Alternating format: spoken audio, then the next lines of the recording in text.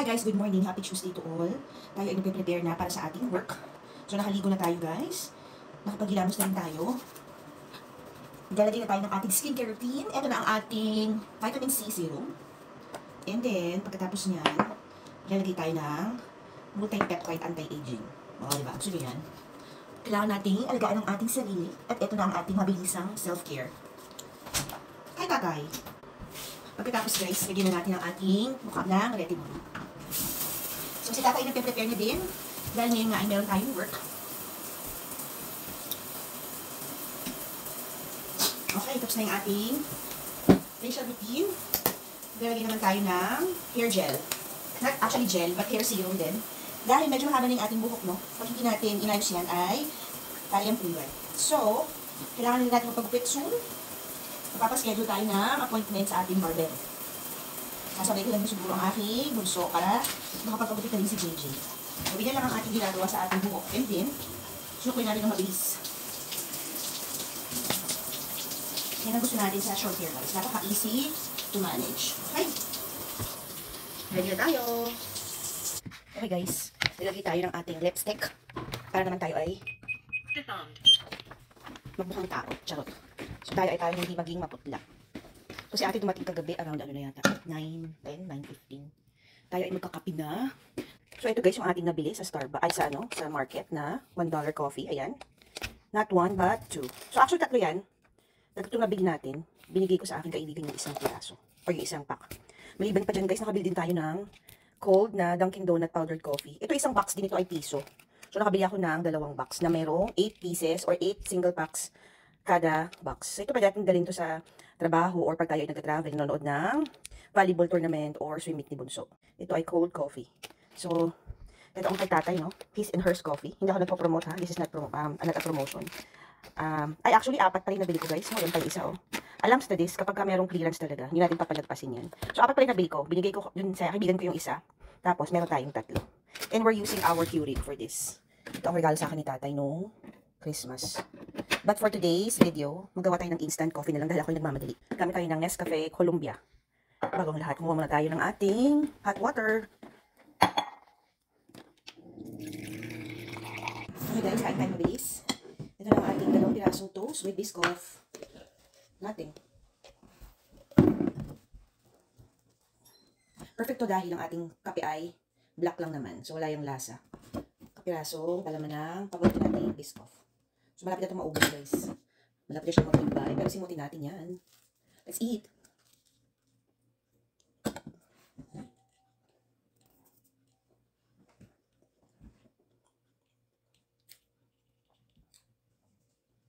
Yummy. Sino sa inyo mahilig sa kape? Comment down below. At pakisabi niya rin kung saan kayo nanonood sa ating video ngayon. No? Para alam naman natin kung saan nakakaabot ang ating mga videos. Anyway, gusto kong magpasalamat sa lahat ng mga patuloy na sumusuporta sa atin dito sa FB World. May mga tao tayo hindi nakikilala ng personal, pero patuloy sila nanonood sa ating long form. Kaya maraming salamat po. At ang aking asawa ay nanggugulo. I will be back later guys. Ubusin ko lang aking almusal dahil tayo ay aalis na around 7:15 ng umaga. See you later. Hi guys, happy Thursday. I am back. Dito tayo sa upper deck. Time check, it is 3 PM. So kakauwi lang natin, galing tayo sa ating trabaho. Ngayon pa lang tayo kumakain ng lunch guys. Ang ating ulam ay chicken tocino. Ito ay ginawa natin at pinrito kagabi. And then, meron tayong computer dito, no? Para manood tayo ng YT habang tayo ay kumakain. So ang current temperature ngayon ay 87 degrees. Hindi kasing init katulad kahapon guys. So enjoyin muna natin ang ating view. At tayo ay gutom na talaga, no? So balikan ko kayo mamaya. Sisilipin natin ang ating garden pagkatapos natin kumain. See you later! Hi guys, I am back. It is 5:50 ng hapon. Kakatapos na natin mag-exercise with Tatay and JJ. So si ate ay merong trabaho ngayon sa kanilang high school para sa kanilang middle school volleyball camp. Tayo ay lumabas muna para silipin ang ating mga tanim. I think ay pwede nating harvestin ang ating 2 pang zucchini dahil ito ay malaki na. So kahapon umulan ng malakas. Ngayon naman ay mainit, no? So hindi natin kailangan magdilig. Actually, nagsinungaling pala tayo. So ang ating mga mga tanim ay tuyo na kagad. Dahil ngayon ay umakyat ang ating temperature na 88 degrees. Pakita ko sa inyo ang ating mga zucchini guys. Tapos, magdilig na din tayo sandali. So ito na ang ating paso. Kung saan meron tayong tanim na tomatoes, no? Mabilis matuyo dahil nasa paso nga yan guys. Ito na yung ang ating zucchini. Harvestin na natin. Ayan guys. Napakalaki na. So ito ang pangalawa nating harvest. Meron pa tayong isa sa taas. Actually, pangatlo na pala to. Yung isa ay nakain na natin. Naluto na natin, ano? Meron pa tayong isang zucchini na ready for stir fry. Ito pa guys, harvestin na natin. Ayan. Tara! So far, meron tayong 4 na na-harvest from our garden. Dito sa paso na to guys, meron pang 2 ulit. And then, dito naman ay, dito wala na. So magkakaroon pa yan ng mga zucchini, no? Dahil mamumulaklak pa yan at magbubunga. Pero ito guys, ang ating napakagandang yellow zucchini. Nagkakaroon rin ng mga bulaklak ang ating mga kamatis. Ayan. Dito naman sa ating upper deck or lower deck pala, ang ating mga peppers ay malalaki na rin, no? Tignan nyo yan guys. I think this is banana pepper. Ayan. Ito malaki na din. And then yung ating eggplant din ay medyo malalaki na yung mga dahon. Sa atin naman mga green beans. Alam niyo ba guys, yung naluto nating green beans ay naubos na ni ate. So, anihin na natin ito dahil medyo malaki na. Baka pa tayo ulit makapagluto ng ginisang pork with beans. Dahil ito talaga ay paborito ng ating anak. Parang inulam nito ng 4 na sunod-sunod na beses. Ayan. Ito naman ang mga yellow wax Cherokee natin, ano? Diyan muna natin ilagay. Ayan guys. Nahulog. So ito, tingnan nyo guys, kumpul-kumpul yan, oh. So, huli na natin ang ating mga yellow wax Cherokee. Para yan ay mamulaklak pa. Ayan. Hindi ako nakaprepare ng ating lalagyanan. Kala ko ang i-harvest ko lang ay zucchini. So wala akong container. Diyan lang muna yan. Si daddy naman ay nag-exercise pa rin. So maya-maya akit na kami para mag-prepare ng ating dinner. Ayan. Kailangan mo siyang hawiin talaga para mo makita. Dahil nakatago ang ating mga beans. So antayin natin ang mga susunod pang araw dahil nagpunla pa ako nung isang araw ng ilang pirasong buto pa. Ayan. Meron pa tayong giniling dun sa sa freezer. Pwede natin ilabas pa yon para lutuin ang ating beans with ground pork and beef. Ayan. And then, tingnan nyo guys ang ating pipino. Ay, malaki na din, oh. Tingnan nyo. Tingnan nyo ba yan? Ang ating cucumber. Ilang araw lang ay ready na for harvest. And then, ang ating naman kamatis dito sa corner. Ayan, guys. Ayan. And then, dito naman, meron na tayong ready for harvest din na bell pepper. So, ito kunin ko na din to siguro, guys. Mag-saute tayo ng bell pepper and zucchini. Gawin nating stir fry yan. Ayan. Kita nyo ba, guys? Itasin na natin. Yan. Malaki na rin kasi ito eh. Wala tayong gunting. Sana naman ay hindi maputol ang sanga. Kukuha ko ng gunting guys. Ito na. Guntingin na natin ang ating bell pepper.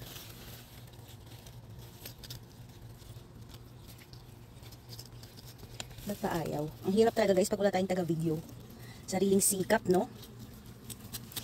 Yan. Tara! Ang ating bell pepper.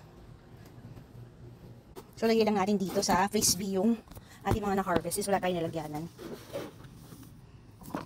Hugasan na lang natin. Pagdating natin sa kitchen. Hi guys, I am back. It is 5:50 ng hapon. Kakatapos na natin mag-exercise with Tatay and JJ. So, si ate ay merong trabaho ngayon sa kanilang high school para sa kanilang middle school volleyball camp. Tayo ay lumabas muna para silipin ang ating mga tanim. I think guys, pwede natin harvestin ang ating 2 pang zucchini dahil ito ay malaki na. So kahapon umulan ng malakas, ngayon naman ay mainit, no? So hindi natin kailangan magdilig. Actually, sinungaling pala tayo. So ang ating mga guys, mga tanim ay tuyo na kagad. Dahil ngayon ay umakyat ang ating temperature na 88 degrees. Para tapos ang ating mga zucchini guys, tapos magdidid din tayo sandali. So ito na ang ating paso, kung saan meron tayong tanim na tomatoes, no? Ang bilis matuyo dahil nasa paso ngayon guys. Tignan nyo ang ating zucchini, harvestin na natin. Ayan guys, napakalaki na. So ito ang pangalawa nating harvest. Meron pa tayong isa sa taas. Actually pangatlo na pala to. Yung isa ay nakain na natin, naluto na natin, ano? Meron pa tayong isang zucchini na ready for stir fry.